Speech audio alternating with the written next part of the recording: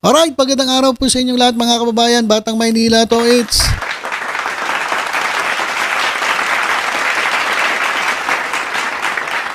iimbestigahan po ng BIR etong pamilya Diskaya o matapos itong mag-flex ng kanilang luxury assets. So flex pa more. Flex pa more. Iimbestigahan ng Bureau of Internal Revenue ang pamilya Diskaya matapos mag-viral sa social media ang interview sa kanila ng mamamahayag na si Julius Babaw. Matatanda ang ipinakita ng pamilya Diskaya ang kanilang luxury car collections na nagkakahalaga ng mahigit 200 million. Grabe naman yan, yayamanin. Ayon sa ilang ulat, ang pamilya Diskaya ang nagmamay-ari ng Alpha and Omega General Contractor and Development Corporation at St. Timothy Construction Corporation na nasa top 2 at 3 na contractors ng mga flood control projects sa buong bansa.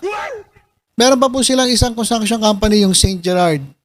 So talagang matindi po itong lakas ni Diskaya dyan po sa Department of Public Works and Highways. Siguro magaling magaling mag-PR. No? Alam nyo kasi mga kababayan, sa Department of Public Works and Highways, kapag hindi ka magaling mag-PR, wala kang makakuha ang proyekto. So, ibig sabihin, talagang ma-PR ito. Talagang gumagastos ito para makakuha lang ng proyekto. Real talk po yan, mga kababayan. Totoo po yung sinasabi ko na yan. Kapag hindi ka ma-PR, wala kang proyekto. Hindi ka mabibigyan dyan, DPWH pa. Naat ang pinaka-corrupt na ahensya ng gobyerno. May mag-react dyan. Huwag na kayo mag-react dahil bukong-buko na kayo dyan po sa DPWH. Kasi sa totoo lang, hindi naman DPWH lang. Kasi ito pong DPWH ay ginagamit ng mga politiko, ginagamit ng mga opisyal ng gobyerno para sila ay kumita. At syempre, kumikita na rin yung mga opisyalis dyan sa Department of Public Works and Highways. Imposibleng hindi. Talaga pong simula sa taas hanggang sa baba, may kita po yan mga kababayan. At ito po ay kontraktor ng DPWH, si Diskaya. At dahil nga po sa DPWH, siya po ay yumaman. At nakabili po ng iba't ibang klaseng mga sasakyan. At matindi na ito, mga imported. Kaya lahat pong yan, yung kanyang mga sasakyan, mga luxury assets, ay iimbestigahan at i-audit ng BIR. So, flex pa more. Flex pa more. Ito yung interview ni Julius Babaw dito po sa mga Diskaya. At ayon po sa mga bali-balita, etong si Julius Babaw at si Corina Sanchez ay tumanggap umano ng 10 milyon para lang i-promote etong Diskaya, etong pamilyang ito, etong kontraktor na ito. Ayan naman po ay pinabulaanan ni Julius Babaw at ni Corina Sanchez. At umepal din si Arnold Clavio. Hindi naman siya kasama sa usapan, pero umepal si Arnold Clavio, mga kababayan, etong si Igan. Ewan ko siguro baka naambunan din, di natin alam. Medyo umaalma. Sabi niya nasasaktan daw siya bilang reporter, bilang journalist. Nako. Niwala ako sa iyo. Baka naman may tumawag sa iyo. Igan. Ito binabanatan kami, bikini men. Ako na bahala sa iyo dyan. Hindi ko po sinasabi gano'n na nangyari, pero baka lang, hindi natin alam. Kasi hindi ka naman basta i-epal kung kung ganun-ganun lang, di ba? Wala ka naman pakinabang Bakit ka i-epal? So, pwedeng ganun. Pero hindi ko sinasabing ganun Naisip ko lang mga kababayan. Okay, so dahil po sa pag-flex ng kanyang magaganda at mga grabe mga kababayan, mga sasakyan niya, wala nga dito sa Pilipinas yung iba siya lang ang meron ito na po. iimbestigahan po siya ng BIR. Lahat po ng assets, luxury items, lahat na imbestigahan nyo, pati yung yung kanyang mga kayamanan. Tingnan niyo kung saan ang galing yan. Kasi siya mismo nagsabi na talagang yumaman sila simula nung sila ay nag-DPWH. Pinagmalaki pa talaga. Pinagmalaki pa niya na yumaman sila dahil sa DPWH. Itong DPWH ngayon ay puro kapalpakan at napakaraming ghost projects. Ibig sabihin, illegal po ang ginawa ng ilang mga contractors dyan para sila ay kumita. Hindi natin sinasabi na kasama ang Diskaya at ang kanilang mga construction company. Pero under investigation po ito. So hindi ka labas dito, itong pamilya Diskaya. So ito, pakinggan natin itong interview ni Julius Babaw dito sa mga Diskaya. Ano yung naging parang gateway para gumanda ang buhay ninyo? Nag-DPWH kami. Gano'ng karaming kotse meron kayo? Grabe, talagang Bakit gumanda buhay nyo? Ano yung gateway? Nung nag-DPWH kami. Dahil po sila ay nag-DPWH, gumanda ang kanilang buhay. At ito po, meron siyang 40 plus imported lahat na sasakyan. Ito. Panoorin natin. Parang personal use lang namin, nasa 30 plus na yata siya. 30 plus. Sabi, personal use 30 plus. Paano mo gagamitin yung sabay-sabay? Yun nga lang mga kababayan Magkaroon ka lang ng Honda Click, okay na Di ba? At least may service ka na Honda Click Taragis yan. Ito, panay luxury car. 30 plus personal use. So meron pang iba. Ano yung para sa naman yung yung ibang kasi kung personal use yung iba para saan? Unpersonal use. Meron bang gano'n? Unpersonal use. Kasi personal use yung 30 mahigit para saan yung iba? Siguro pang mga pang big time na mga event. Di ba? Nangyari, pupunta ka sa mga meeting, magpi-flex ka, ipagyayabang mo yung sasakyan mo kasi talagang ipagyayabang mo dahil ikaw lang ang merong ganun Di ba? Tayo nga minsan yung Honda Click natin. Dali natin doon sa motor shop, pagandahin lang natin yung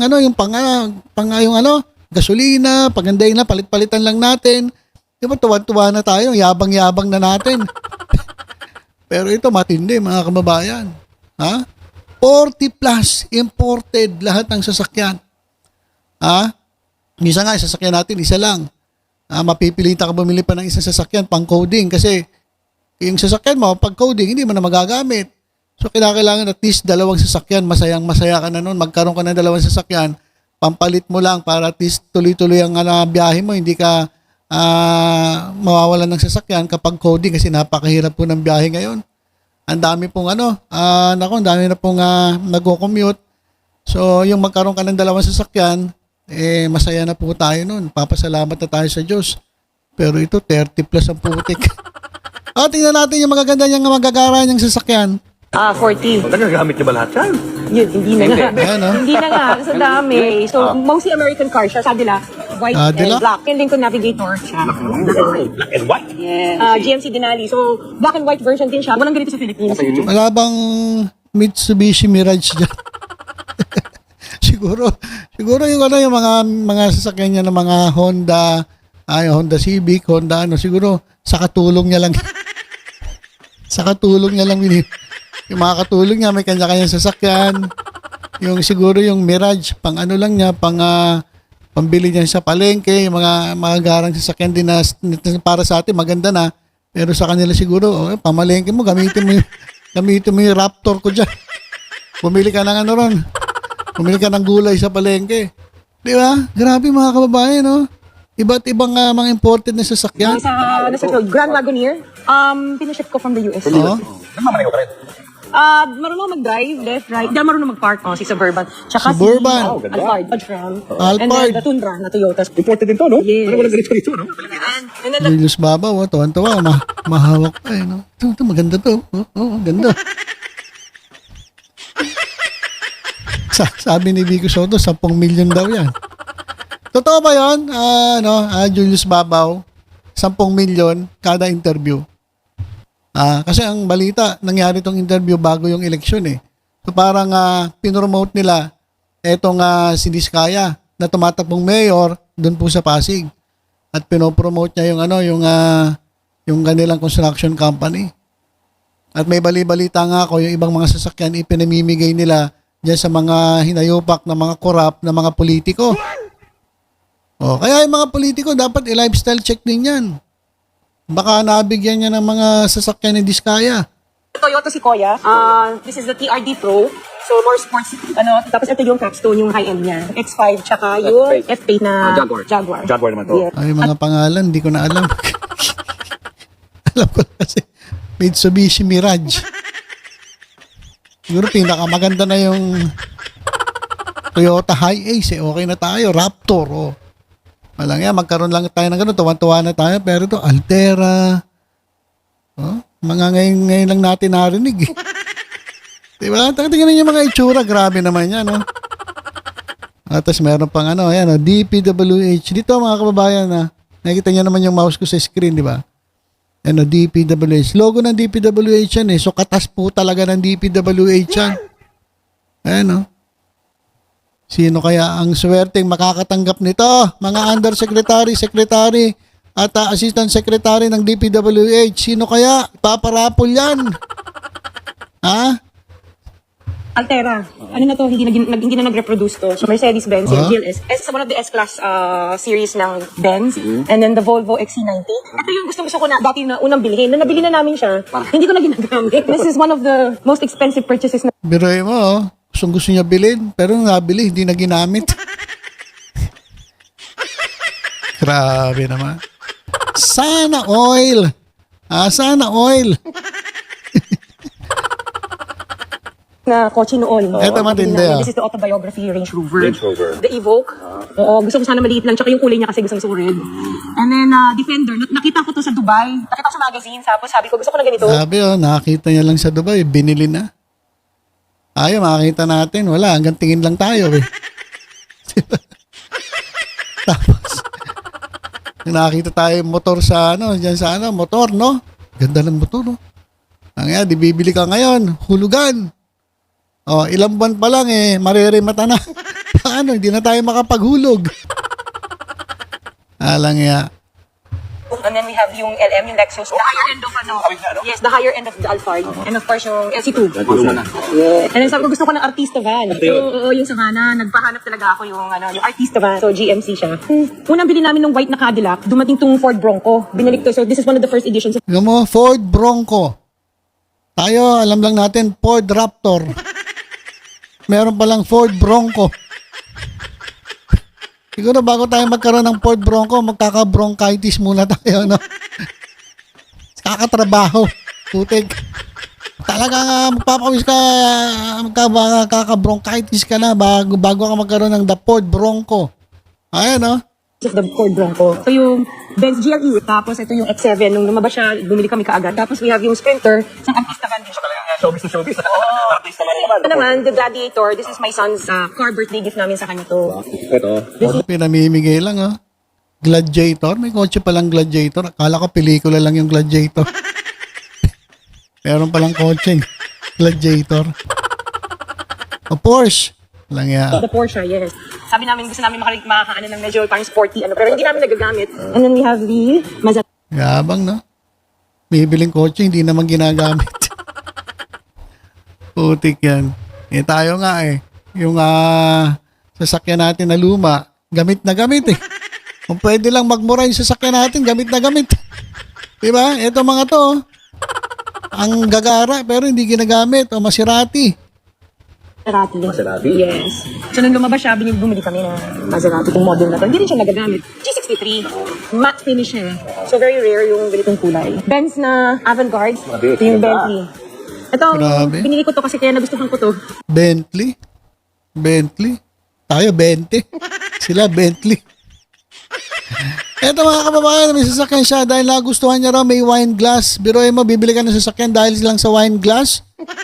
Nak ng toko yan.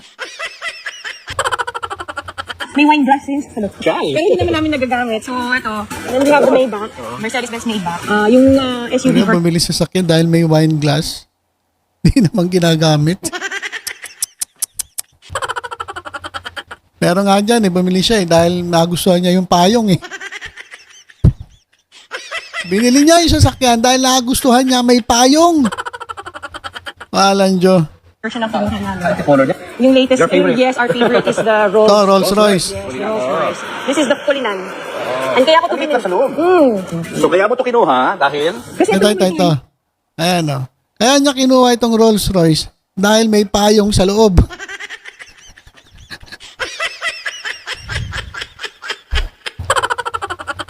Grabe naman to. Ayan o. natutuwa ako sa payong. Ano yung naging parang gateway? Nakita nyo?